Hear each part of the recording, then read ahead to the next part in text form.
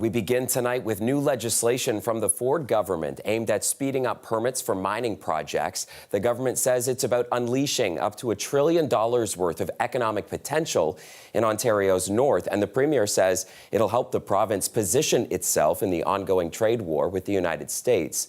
But the opposition worries it'll sideline important consultation. Queen's Park reporter Lorenda Redekop has our top story tonight. A bill entitled An Act to Enact the Special Economic Zones Act 2025. The Energy and Mines Minister tabled new legislation designed to speed up building mines. We're going to impose a maximum number of days on government to make decisions. We're going to cut down the permitting process by at least 50%, which can mean a permit can be approved within 24 months. The government unveiled the plan at the Toronto Stock Exchange, presenting this as good for the economy, needed to protect Ontario, Doug Ford's recent election slogan. Necessary, he says, in the face of the tariff threat by U.S. President Donald Trump, making the need for mining extra important, especially critical minerals used in EV batteries and other technologies. The Premier denying they're using the tariff issue as an excuse to fast-track projects his government wants. An excuse. We're doing it because we need to do it. If not, we're going to get annihilated.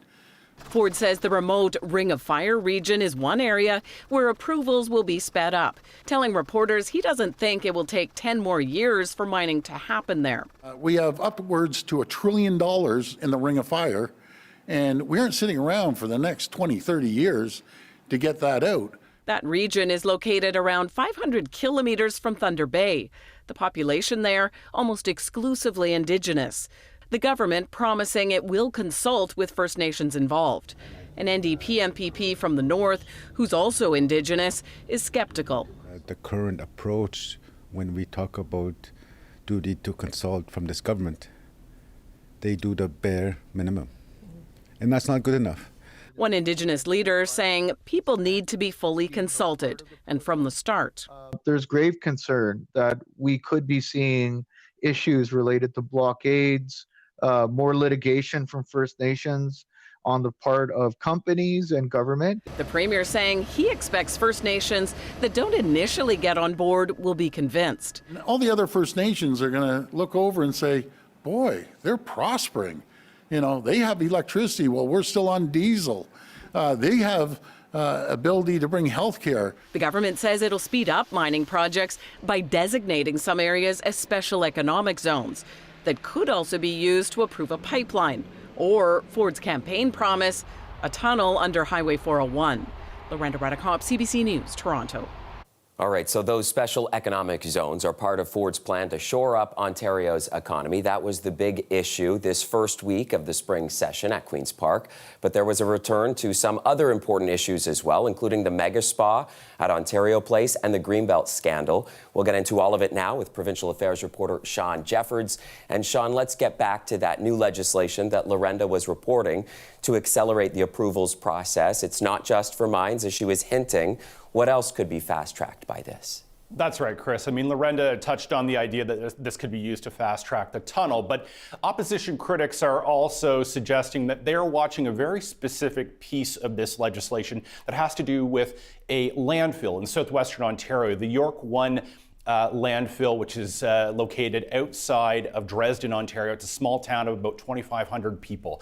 And this is a controversial proposal to reopen a landfill that had been closed for many years and expand its use. Now, it's been met with some opposition in the community, and opposition leaders here at Queen's Park say that what this does is effectively waive an environmental assessment that had been ordered by the government less than a year ago. Now, they say it has broader implications because it could pave the way for waiving of assessments, they worry, on future landfills. Premier Doug Ford was asked about that today at his press conference. Let's hear from him on the issue. We're tired of relying on the U.S. You know, 40% of waste from companies and people are heading down to the U.S. Just imagine if tomorrow President Trump, and don't put it past him, President Trump says, we aren't taking any more of Ontario's waste. What do we do? There's 40% of it. You see those trucks going down the highways all the time, down to Michigan and dropping off our waste and turning around. We do not want to rely on any other country, especially the U.S., for anything. So, Chris, right there, the Premier touched on just the sheer amount of garbage from Ontario that moves down to Michigan to landfills there, and the problem that this may present if there were a cutoff of that from the U.S., given everything that's going on right now between Canada and the U.S. So he's saying, obviously, there's a need to consider this. Opposition leaders, however, are saying, let's consider other options and not waive environmental rules or loosen them around landfills. So it's one to watch. All right, Sean, let's flip over to another hot topic today. And the opposition, of course, was all over a New York Times report about the company behind the controversial Ontario Place redevelopment project. What happened there? So, Chris, it's been a really focal point here at Queen's Park over the course of the week. And the New York Times had an investigative story that really delved deeper into an Auditor General's report that was released back in December. And it highlighted the fact that the company that won the bid to redevelop Ontario Place, Therme, the Auditor General and the Times in their work found that it may have exaggerated, in their view, the number of spas it ran, and there were questions about the financial liquidity of the company itself, whether, frankly, it could shoulder this massive expense. Now, the company has said, yes, it's denied that in these reports, saying they're unfounded, but the Times story raised more concerns, and opposition leaders down here at Queen's Park are saying that the government was duped in this process. Let's hear from NDP leader Marit Stiles about her concerns and where we should go moving forward with the redevelopment. Here we have today a government that is making international headlines because they got scammed by a company. Even the New York Times is covering this now. We have raised these issues repeatedly over the last year.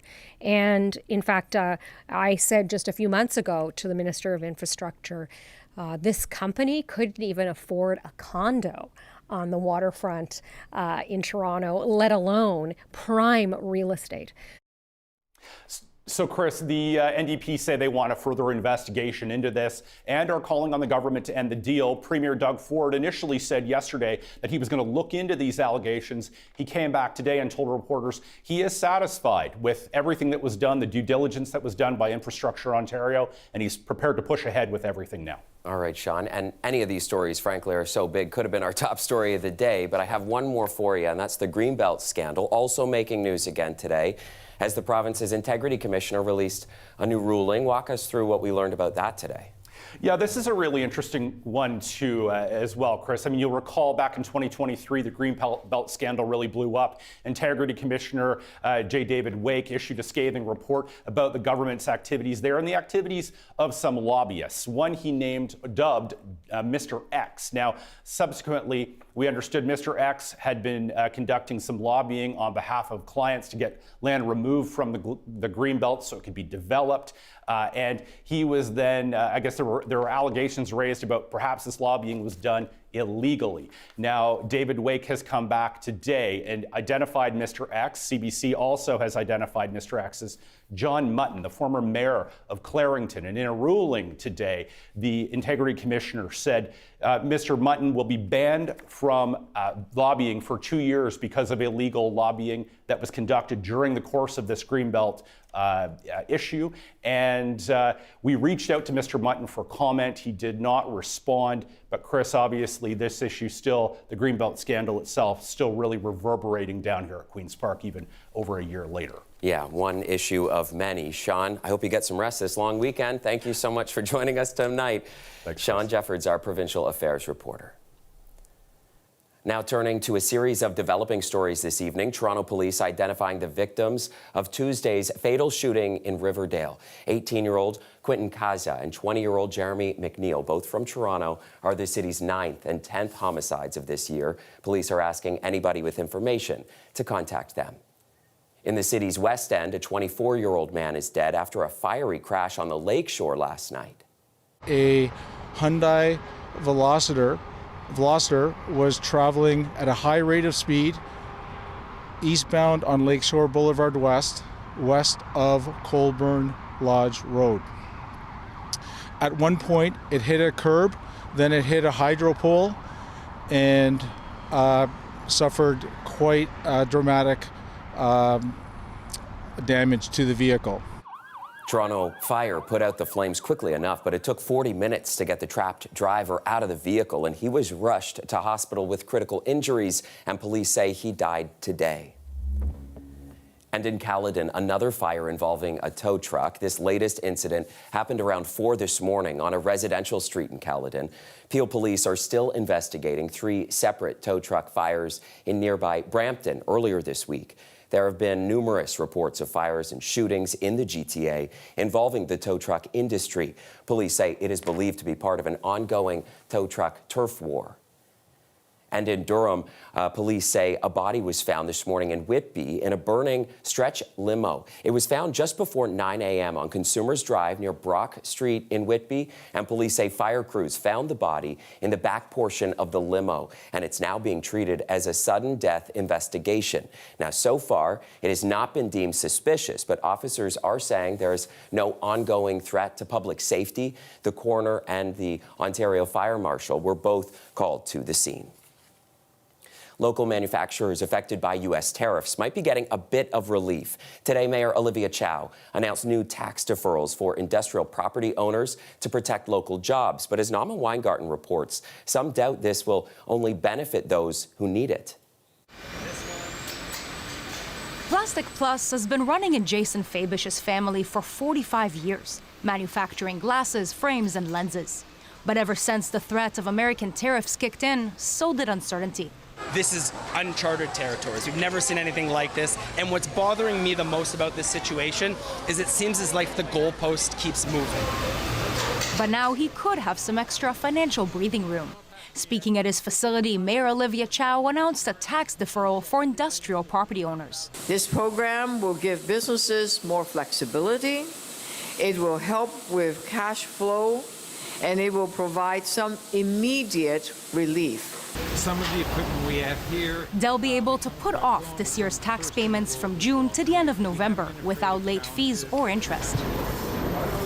Nearly 40% of businesses surveyed by the city export to the U.S., and more than half rely on U.S. imports. But property owners won't have to be directly affected by the tariffs to qualify. They just have to demonstrate they'll face hardship.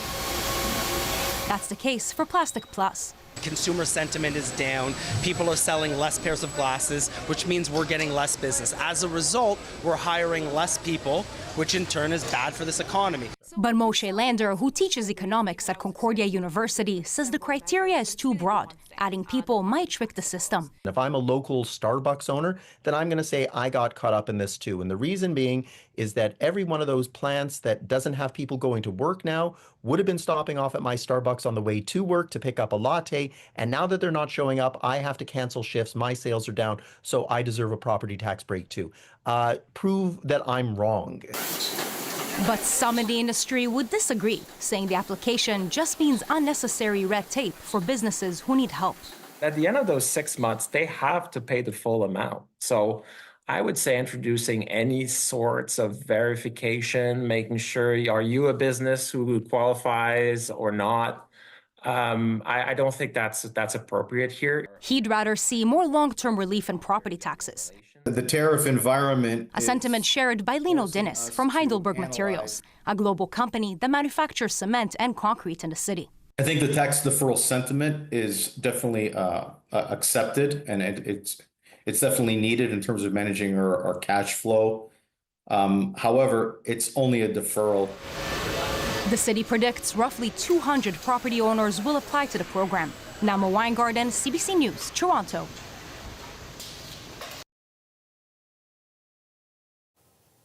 In sports, the Toronto Maple Leafs will play their final regular season game tonight when they host the Toronto Red Wings. It's actually a meaningless game for the Leafs, who already clinched top spot in the Atlantic Division. The postseason officially getting underway Sunday when the Leafs host their provincial rivals, the Ottawa Senators. And Greg Ross has a preview for you. The Leafs still had one last regular season game to prepare for this morning, but they were already looking ahead to what's to come this weekend. It's playoff hockey. You get to play for the Stanley Cup. For the first time in 2 decades, the Leafs will face the Ottawa Senators in the postseason. Leafs forward John Tavares was just a kid back then, but he remembers the Battle of Ontario well. Remember Newendike's goal, watching that. Newendike is striding in there for Toronto, and the scores! Cujo running into the ref or the linesman there was probably, Joseph is furious. And he also remembers the Leafs winning a lot. Coming up their bears end. Here comes Thomas. Scores! The Leafs played the Senators in the playoffs 4 times in 5 years in the early 2000s. The Leafs won every single time. The intensity I thought was pretty unbelievable. Obviously, the games are really tight, series are really tight. All the makings of great hockey, great series. Darcy Tucker also remembers those series very well. He played in all of them. I think it was amazing for the teams, obviously the cities, the close proximity. That's what makes rivalries. And Tucker was a big part of the intensity back in those days. One game in 2003, he even tried to jump onto the Senators' bench to fight Chris Neil. All of these years later, it's something he'd rather forget. my memory is getting very short in my old age. The Battle of Ontario won't be top of mind for many of the Leafs' younger fans who only have memories of playoff disappointment. Since the last Battle of Ontario 21 years ago, the Leafs have only won a single playoff series. The current generation of Leaf fans have gotten used to watching their team struggle to get out of the first round of the playoffs, something the Leafs only managed to accomplish 2 years ago when they beat the Lightning in the first round. Leafs coach Craig Berube says his team is looking forward, not back. I don't talk to him about it. It's in the past. The Leafs will open their first round series against the Senators here at Scotiabank Arena on Sunday night. Greg Ross, CBC News, Toronto. All right, here we go again. The Battle of Ontario hitting the playoffs for the first time in over a couple of decades. I know that people are so excited. Colette, you're jacked about this. I am, and if it's anything like 21 years ago, I mean, it's going to be a pretty intense matchup, right? Looking forward to it. And it's a bit of a mixed decision on whether we should look into the past or not. Yeah. Depends on how far back you go, I guess, right? Yes, I guess we could look at it that way. But let's just go Leafs go on Sunday. I'll tell you, hey, I'm sure everyone was looking forward to some sunny weather for a change, and boy, did we get it today, right? Lots of sunshine, and it carries on. The sun doesn't set till 8:03 this evening. We were up to 12 degrees. We're sitting at 11 degrees now, although you're holding at 12 in Hamilton and St. Catharines and Kitchener. How about coming in at 13 there? Now, we still have clear skies. That's why it's a nice and dry evening ahead. But through the overnight hours, we will get into some increasing cloudiness because, of course, there's a system just on the doorstep of southwestern Ontario that's going to be making its way towards us for the long weekend, the holiday weekend. So we will get some clouds starting to pull in as we get into the morning hours, and some rain showers with the chance of an embedded thunderstorm here or there. So locally, a heavier downpour. This is kind of mid-morning, but watch what happens. The whole day is not a rain out. In fact, there's some scattered showers in the afternoon, 4 p.m., but also some of that cloud deck breaking up, so getting into kind of a mix of sun and clouds. So the skies are going to be variable through the day. Rain at times, be prepped for that, and know that the heavier stuff, perhaps if you're going to be moving towards, Parry Sound, up even towards Collingwood, perhaps through these regions, Huntsville, then you're going to get into more consistent or some heavier rains there. But we break out of it, then another band goes through. This is early on Saturday, and then that kind of pulls through, and we get the clouds breaking up again. So my point is there'll be plenty of pockets, plenty of opportunities to get outdoors and enjoy what's coming our way the next few days, even if there's a little bit of wet weather, 10 to 15 millimeters of rain possible. That's if we get an embedded thunderstorm. Otherwise, we actually will see much less than that. So 19, mild temperatures to go along with this. A bit breezy Friday. Saturday, 17. Each day, the clouds clearing out as the day wears on. 10 on Sunday, a little cooler. And okay, Monday, a chance of rain showers coming back at us. Still, though, when you said 19, Phil and I in the studio here jumped for joy, so that's a good one. There you go, just like that bunny rabbit. All right, thank you, Colette. You're welcome. The weather update is brought to you by Fromagerie Bergeron. Taste the bold difference in every bite. Ontario is reporting over 100 new measles cases in the province, bringing the total number of cases to over 900. Ontario's education minister commented on the rising cases today. I've been concerned with some of the data that I've been seeing, especially in some parts of the province that have really low vaccination rates when it comes to measles. And we're seeing some challenges right now. So we're going to double down with the Minister of Health and do what we can both on communicating and using the schools where we have to in order to get that message out. The virus is predominantly infecting unvaccinated infants, children, and adolescents in southwestern Ontario. Now, cases are also climbing across the country, with Alberta reporting 83 new cases as of yesterday, and Quebec is on the verge of declaring an outbreak if new infections are reported by Saturday. Hundreds of people gathered outside City Hall today to protest against a proposed bylaw that could limit where demonstrations are held. It's been in the works for over a year now, and Council is set to discuss it when they meet next week. But some residents and councillors are concerned that it'll infringe on their charter rights. Dale Manukduk takes a closer look. Happy birthday, dear Charter. On the 43rd birthday of Canada's Charter of Rights and Freedoms, a group of demonstrators gathered in Nathan Phillips Square looking to protect their freedom of assembly. Of course, nobody should be subject to hate or intimidation, but we already have laws in Canada to address these things. Following Hamas's attack on Israel in 2023, there's been hundreds of protests in the city, including around hospitals, places of worship, and cultural centers. Protesters have come up to the doors, blocked the entrances. Councillor James Pasternak is one of the leading voices advocating for the bylaw. No details are in place for what council will ultimately vote on, but Pasternak would like to see protections for what he calls vulnerable institutions, a sort of bubble zone from protests like ones quickly passed in Brampton and Vaughan. It doesn't affect the charter right of freedom of peaceful assembly. All it does is move people back from doorways and from blocking entrances to institutions such as abortion clinics, frontline healthcare workers, or places of worship. But there are others on council who have serious concerns about a bylaw that could keep demonstrators anywhere from 50 to 150 meters away from those types of places, particularly in a dense city like Toronto. That is what makes our country so great. Take, for example, last month's Canadian Solidarity rally at Nathan Phillips. Under a bubble zone bylaw, it might not be permitted because of the daycare inside City Hall. All the maps that I've seen that show, where there's spaces where there isn't, a child care center or a school or a place of worship, they just don't exist. All the places that people have the right to freedom of expression, even if you don't like what they're saying. That's the basis of our democracy and our charter here in Canada. Attending the rally were some labor unions, healthcare workers, lawyers, and academics. The police have the complete authority. The director of TMU's Center for Free Expression says there are already laws in place for police to enforce if a protest becomes violent. Assemblies, by definition, are disruptive. That is, they occupy space, they make noise, and that's what's protected. But a bylaw is no useful solution and probably unconstitutional. Happy Charter Day! Council will discuss the proposed bylaw when they meet next week. Dale Manukduk, CBC News, Toronto. Welcome back. The city carried out a prescribed burn in High Park and South Humber Park today, carrying on a traditional Indigenous practice that protects black oak ecosystems. So a lot of these oaks are hundreds of years old and they're in decline.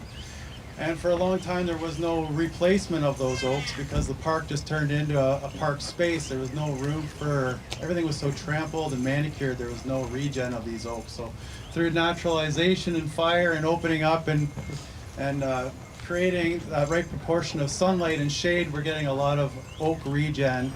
All right, so the burn consumes dried leaves, stems and twigs, invigorating native trees that evolved to coexist with fire. It's done in partnership with the Indigenous Land Stewardship Circle, and it's something the city has been doing for 25 years.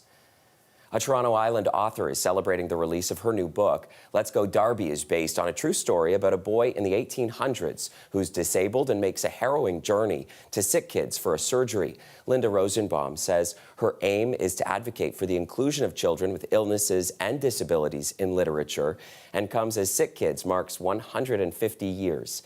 Talia Ricci has her story.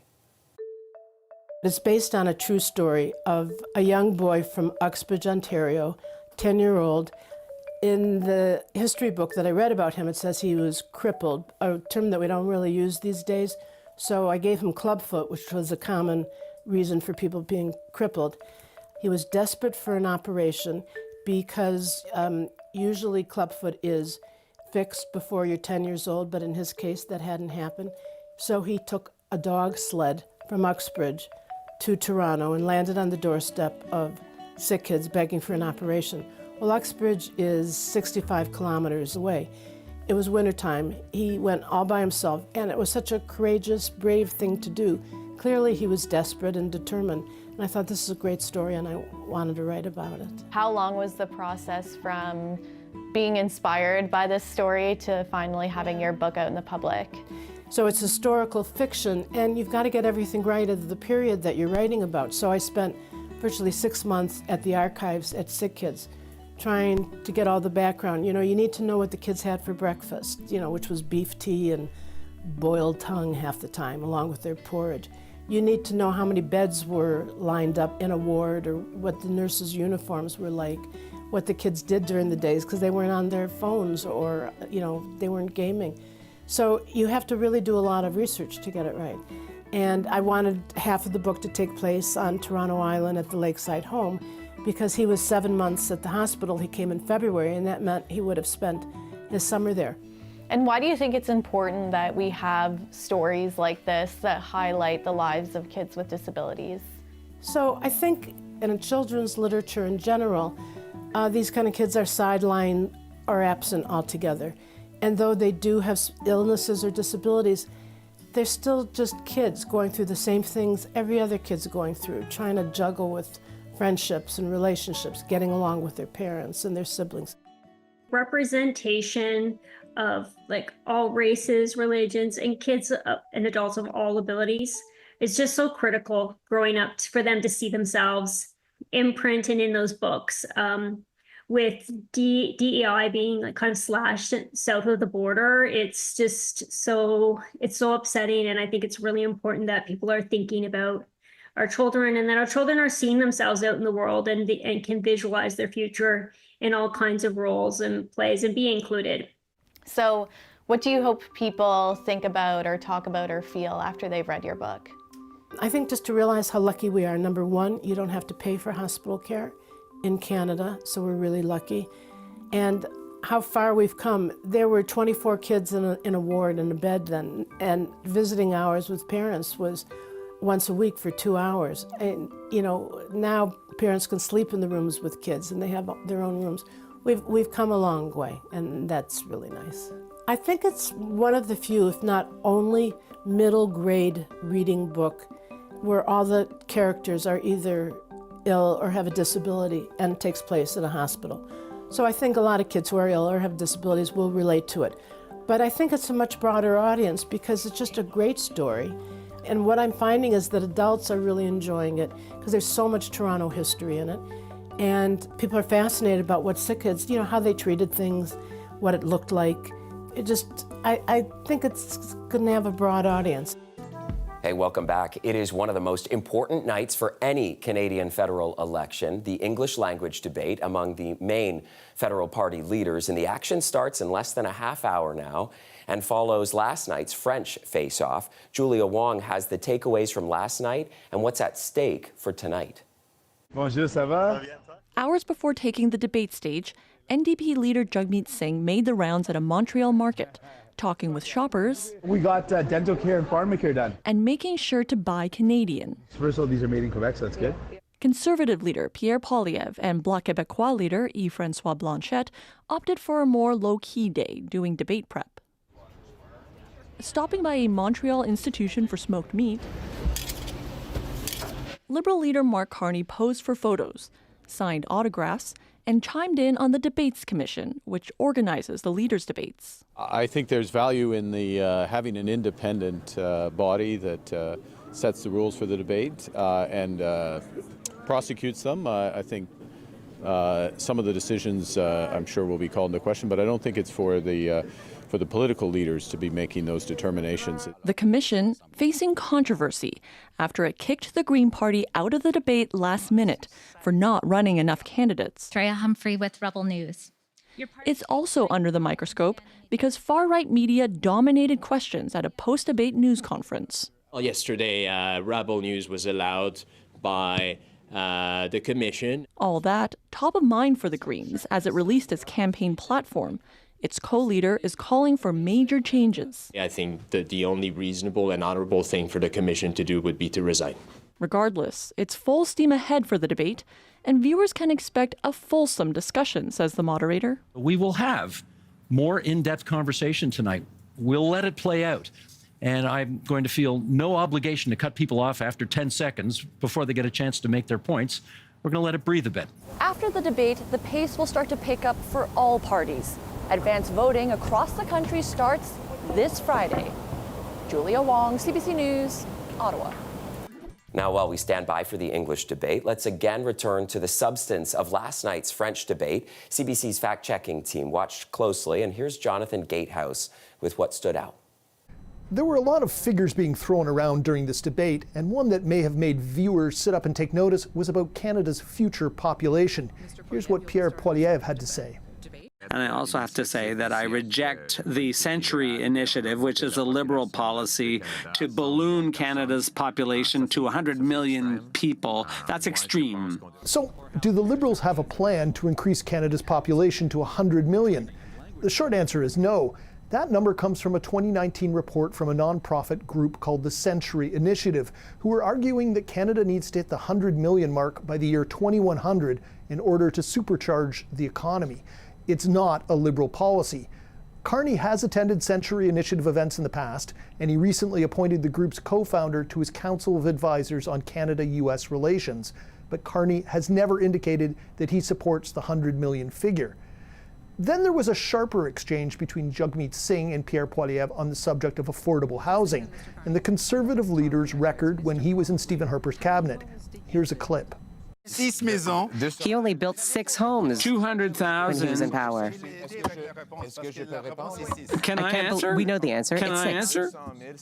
It was 200,000 that year, and the cost of the average home was $450,000. So thanks very much for reminding everyone of my record. It was a good record. Both the Liberals and the NDP have attacked Poilievre's record as housing minister.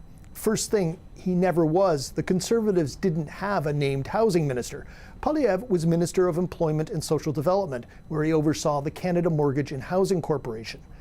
The 6 houses refers to the number of nonprofit or community housing units that were built in the 2015-16 fiscal year. But that ignores the ones that the CMHC built in partnership with the provinces or territories. If you count those in, the number is closer to 4,200. Poilievre's counterclaim isn't accurate either. His 200,000 number refers to the total housing units built in 2015. That includes detached homes, condos, and apartments. Only a fraction of those would have been classified as affordable or have had anything to do with the government in Ottawa. Finally, Yves-François Blanchet, the leader of the Bloc Québécois, usually takes center stage in the French language debate, and he made a claim about Mark Carney's position on pipelines. Here's what the Bloc leader said. Mid-February, British Columbia. You, like all other Canadian leaders, said something in English that was, if necessary, you would use the executive emergency powers. You said it, I heard it again yesterday, you would force pipelines through Canada and through Quebec. No. Carney has talked about creating energy corridors for things like pipelines, railways, and power lines, all sorts of energy infrastructure, and so has Pierre Poilievre for that matter. But the new Liberal leader has not said that he would force them through Quebec or any other province. Jonathan Gatehouse, CBC News, Toronto. So last night and again tonight, the leaders will be trying to get their messaging to voters right across the country, but especially right here. And that's because the 905 is a pivotal battleground in the federal election. It's been dominated by the Liberals since 2015, and it was a key piece to Conservative victories under Stephen Harper as well. Mike Crawley takes a closer look at a pair of ridings that will be crucial tests for Pierre Poilievre's team. Okay, guys, so we're going to split up and go different areas then? A Liberal team in the riding of Aurora Oak Ridge's Richmond Hill, out campaigning the old-fashioned way, door to door. The Liberal candidate says what she's hearing on the doorsteps now is dramatically different from when Justin Trudeau was leading her party. People were really angry. And I think now there's not as much anger, but there's fear. There's concern, anxiety. It's now about protecting our country and what's best for our country. And so the narrative has changed completely. In the last election, this riding saw the slimmest margin of victory for the Liberals in the entire GTA. So if the Conservatives are to have any hope of winning this election, this is a riding they'll absolutely need to flip. The Conservative candidate in this riding is a former member of Parliament, elected in 2011 when the Tories took all but one seat in the 905. He did not respond to CBC's request for an interview. Same for the Conservative candidate in the riding next door, Newmarket Aurora. Her campaign office is just up the street from her Liberal rivals, where inside, volunteers prepare campaign material for first-time candidate Jennifer McLaughlin. How did it go yesterday? What was the feedback? What is she hearing at the doors? A lot of anxiety, a lot of apprehension, a lot of concern as to the impact of the U.S. tariffs onto the Canada and overall affordability. We asked voters in these ridings what matters to them this election. Well, number one, that we do not become the 51st state, for sure. I am not happy with the Liberals, and they just seem to do the same thing over and over again. Currently, I'm undecided as a voter. We'll see what they say in the next coming weeks, and then we'll decide. Yeah, with Trump and the tariffs, we need somebody that's a little calmer and can negotiate and is instead of just being a Joe off the street. Keep a close eye on the results in these two seats on election night, because the path to victory nationally runs through the 905. Mike Crawley, CBC News, Newmarket. And taking a look at the financial markets as we head to break, here's a look at where things closed today. The TSX rose 86 points, the Dow fell by more than 500 points, and the dollar traded up to 72.17 cents US. We'll be right back. A quick international note for you. 4 people are dead and 1 is injured after a cable car carrying tourists crashed in Italy on Thursday.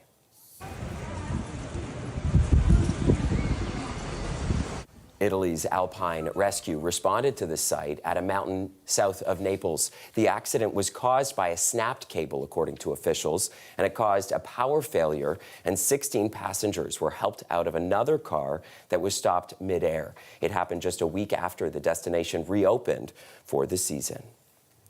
So, of course, we know that there are many planets out there, but one in the constellation of Leo has the scientific community abuzz. It's because our most powerful space telescope has detected a chemical clue, one that could be the strongest hint so far of a life on an alien world. Anand Ram has the details. It is undoubtedly a leap to link this green algae in our oceans to the thought of little green aliens far, far away. But new research is raising a possibility. We found the strongest evidence to date on a biosignature molecule, in this case a combination, potentially around another star outside the solar system. This is a visualization of the planet K2-18b, thought to have a hydrogen-rich atmosphere with oceans of water. It's a little bigger than our own planet, and as it zipped around its star, scientists caught a glimpse of that atmosphere and found signals of a gas called dimethyl sulfide. And as far as we know, those molecules are only made by life on Earth, in marine algae. Even cabbage gives off this distinctive smelling gas. But experts are cautious about this new finding. First, we have to confirm the signal. As I said, the signal is very noisy. And the second step, once the signal is confirmed, we have to figure out whether it's made by life exclusively or not. Séparation Webb Space Telescope. Go Webb! That may take time. This was detected using the James Webb Space Telescope. We do have confirmation of observatory separation. Launched in 2021, it's given us incredible insights into the far reaches of our universe unlike ever before. But it's right at its detection limit, so we're going to be arguing about that detection for the foreseeable future. I don't think we're going to get necessarily something super conclusive with Webb because it is pushing the telescope to its edges. A call to invest further in exoplanet exploration to one day perhaps see more definitive signs of life. Anand Ram, CBC News, Toronto. Animals at a zoo in England were treated to an Easter surprise this week.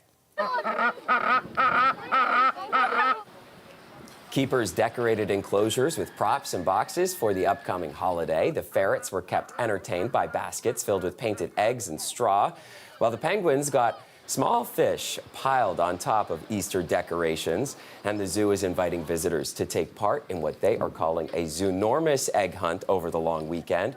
Easter-themed puzzles will also be used to help people learn more about the various species. And Colette, I was taking a look online to see what is the Toronto Zoo doing this weekend.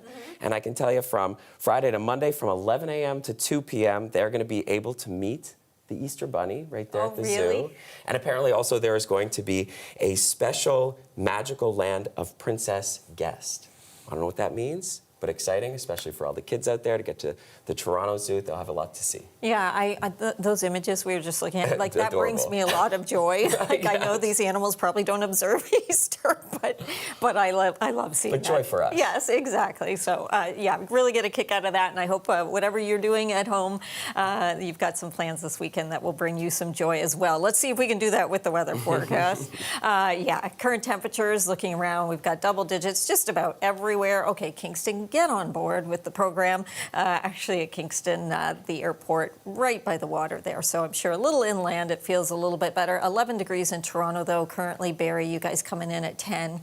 Yeah, we have beautiful blue skies, lots of sunshine today. And then as we move into the long weekend, we do have this system that is approaching, the jet stream kind of bringing it to us, so to speak. So as that moves in, tonight we'll get a little bit of increase in cloudiness. We'll certainly have the winds picking up tomorrow, but it's really as we get into the day tomorrow that we get into, especially mid-morning, first of all, a chance for some downpours there. Could even be an embedded thunderstorm, but this does not last all day. Some heavier rain to the north as well, up into Cottage Country, and then north from there towards North Bay and Sudbury. And then by tomorrow afternoon, okay, still a few scattered showers, but also some sun coming through. So there'll be kind of a mix of sun and clouds. So much of the day is still very nice, and you'll be able to get outside and enjoy it.